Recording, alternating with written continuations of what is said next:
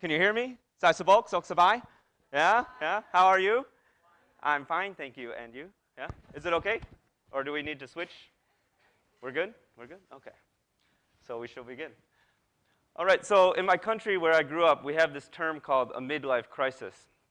And for all of you who don't know what a midlife crisis is, I decided to look it up on Google.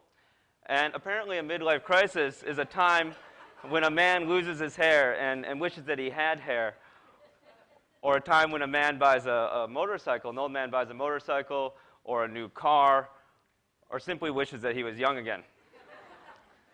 And for some reason, when you look up midlife crisis on Google, you find a lot of pictures of Harrison Ford. And I'm not sure if it's because Harrison Ford wishes he was Indiana Jones again, or if it's because he's dating a younger actress, or because he also likes to drive motorcycles, but apparently Harrison Ford is going through a midlife crisis.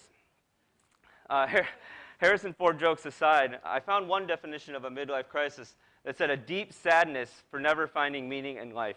Up years where our happiness is constantly increasing because we're learning what happiness is, our family's giving us all this love and attention and everything's great, and then it starts to plateau when we go to school, and you see a little peak around the age of 20 when we fall in love for the first time. And then it drops when our heart is broken. And then it starts to rise again when we go through university. And then we reach this long stretch of work until finally we can afford that nice car and drive off the edge into our midlife crisis. What I want to talk about today is this time right after university, this thing called a quarter-life crisis. And I think it's happening because when we are in university, we're with so many like-minded people with so much energy and passion, and we're spending all this time making new friends, and it's just a wonderful, magical 4 years where we really believe that when we graduate, we can change the world. But then we hit the real world, and it's a little bit different than what we expected, and we realize, oh my God, I have to pay back so much money to my school or to the bank or to my parents. And in general, work is just not what we thought it would be. And so we start to say, well, what am I doing with my life? And I find that a lot of people our age are also asking this question, what am I doing with my life? And it seems like we're not alone. At our midlife crisis, what is happening in this time here? What's going on? Why are we asking, what am I doing with my life for 20-odd years? And I blame it on advertising, or what I call evil advertising. And evil advertising starts when we're a baby, and we start getting all these billboards and posters and movies and TV commercials with all these beautiful, well-dressed people. All these people with perfect bodies in these worlds that don't really exist, where people are drinking really expensive water or eating sexy hamburgers or even partying like a rock star 24 hours a day. And it seems that if we want to go to these parties, then of course we have to drive the nicest car or own the nicest house. And the problem is that we start thinking that, oh, I have to make a lot of money so that I can have the nice car and the nice clothes and the nice house, and we believe that if we have all these things, we'll be happy. Now, the problem is, if we lose the things, what happens if we lose those things that we think make us happy? Or if we think that by being beautiful, we'll be happy, but eventually we all end up getting old. I think this model of happiness is broken. I think this idea that money and beauty can equal success is broken. This idea that money and beauty can equal happiness is broken. And that's what this talk is about today, that we need to change our model of success and happiness.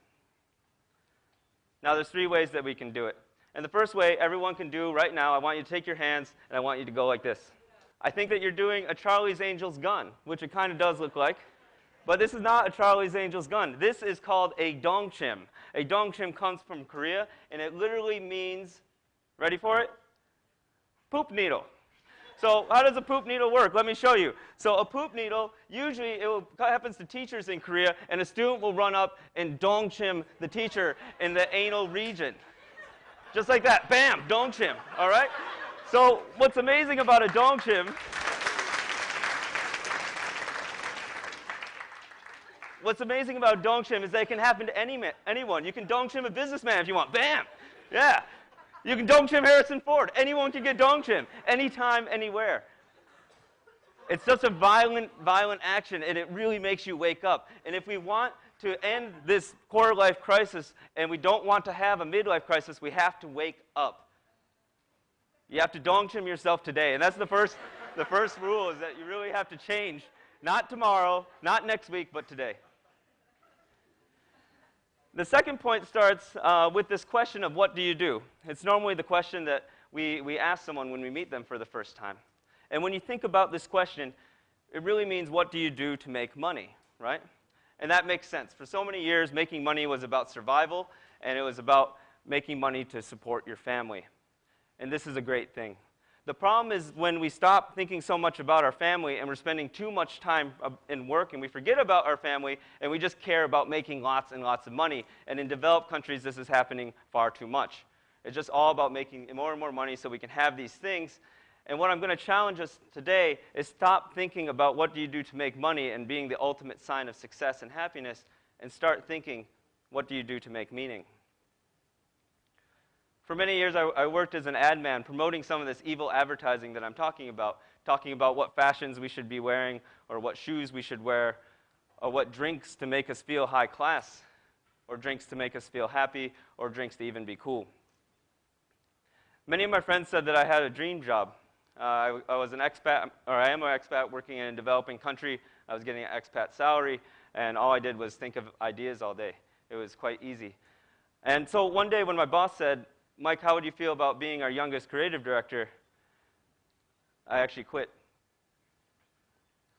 And I quit because I felt really guilty. I knew that by selling Coca-Cola, we can say we're making people happy all we want, but we're really making people fat and have diabetes. And when you tell people to smoke, they get addicted. So they might smoke when they become pregnant or even when they're a child. And it started to make me question, what am I doing with my life? And it was a really difficult time because I grew up just knowing advertising, just knowing this world and not really knowing what to do. And then I started to ask myself, well, what if advertising could be used for good causes? And I found other people who were asking this question too. What if advertising didn't have to be evil? What if it could be used for good causes? And so we left these swank offices and we started working in provinces and working with village leaders and governments and nonprofit organizations to see what challenges they were facing. For example, 70% of Cambodians do not have a toilet. 70% do not have a toilet, and it's making them really sick. And so we started working with the government of Cambodia to make a clear, simple strategy to make it easier for people to buy their first toilet. We stopped selling cigarettes and getting mothers to smoke cigarettes when they perhaps may be pregnant, and we started to inspire them to wash their hands before they fed their baby. We stopped making people drink Coca-Cola, brown sugar water, essentially, and start buying water filters, and so that their family could have clean water to drink. And that's the second point, that we should start to work to make more meaning than to make just money.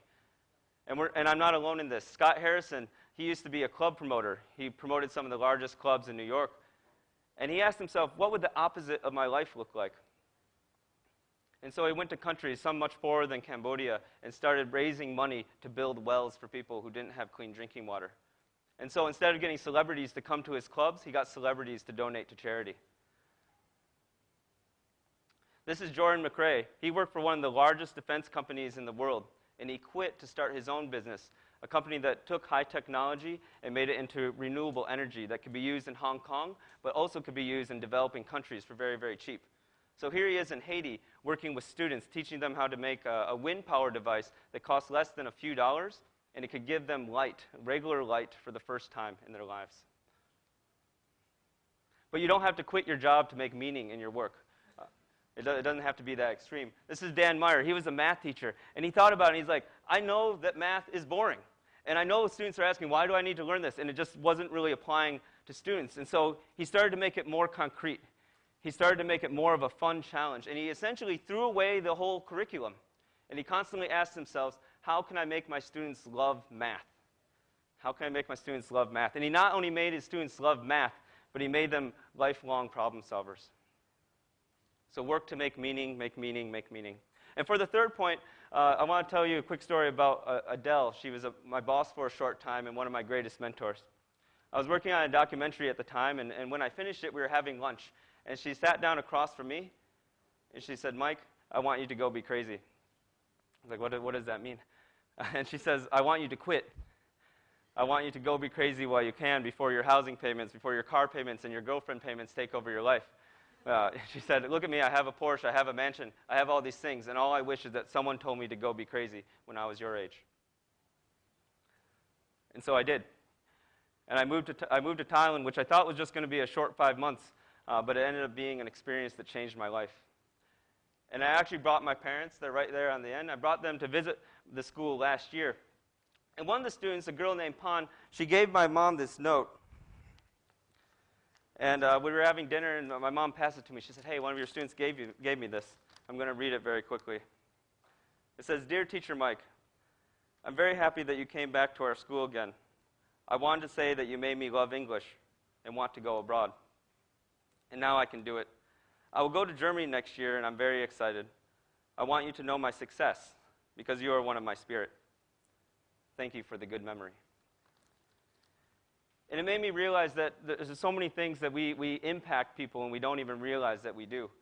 It made me think about Adele, and if she wouldn't have told me to go be crazy, I would have never met Pan, and Pan never would have gone to Germany. So indirectly, Adele impacted Pan's life. And then it made me think about all the people that Pan will meet in Germany and the lives that she'll change there. And it made me think even further back to my parents, who made the decision to adopt, which many parents do not do, and I think it's one of the greatest gifts that you can give someone. I wouldn't even be standing here today if it weren't for them. And it made me really realize that you don't have to be Martin Luther King. You don't have to be Mother Teresa. You don't need to be a superhero to change people's lives. All you need to do is invest in people. So not necessarily investing in the nicest clothes, or not necessarily investing in $4 bottles of water, but investing in other people. So whether it's going to volunteer abroad, or it's going to teach someone in your own community, or investing in your community and making it more beautiful, or spending more time with your brother and sister, or simply telling your parents you love them, you can change lives every day. You create meaning every day. And which one's the live camera here? Is it this one? This guy? Okay. We don't get that many chances to say these type of things, so I want to say to my mom and dad, they're actually watching on the other side of the world in Michigan right now, and it's way past my mom's bedtime, so I want to say thank you so much for raising me and making me who I am. Thank you. I love you.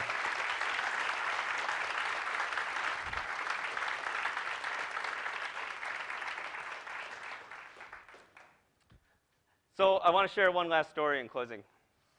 It happened right after I was teaching in Thailand, and I went to India to volunteer for a short time. And this is the street that we lived on. A lot of people didn't have electricity or running water. And I took many photos of some of the people that we were working with and some of the friends that we made along the time. And I took this photo, which I didn't really think of much at the time. And it's about this man right here. He actually invited us to this party for his daughters. You can see his 4 daughters here. And it was a coming-of-age ceremony where the daughter gets her ear pierced. And the village chief told me this is one of the poorest men in the village. And he started to explain that usually the families will take one daughter, they'll have a party for each daughter. But because he was so poor, he had it for all 4 of his daughters at one time. I didn't think much of it. And before we left the volunteer position, we actually went to the city and we printed out all the photos to give to the director of the NGO to pass out to people and to pass out to some of our friends. And this father happened to be in the office when we were there. And so I took out the photo and I gave it to him. And he took it and he immediately started crying. He ran around the office showing the photo to everyone and saying how happy he was to have a photo of that moment, that special moment in his life. It's amazing how much we take for granted in life. And I assume that all of us in this room have a camera or a phone that can take a picture. And I'm not saying this to make us feel guilty, but rather just to realize that you have a great opportunity, a wonderful opportunity. You have an opportunity to break past this quarter-life crisis, to break this ideal of happiness, to break away from it, and to start making more meaning with your work, not just making money. And also investing in others and letting them invest and invest and invest in more people. And I hope that if you do that, you'll start to find your own meaning in life. And I hope that when you do find it, it's filled with a new meaning of success, happiness, and plenty of Dong Chims. Thank you so much. Akon Tran.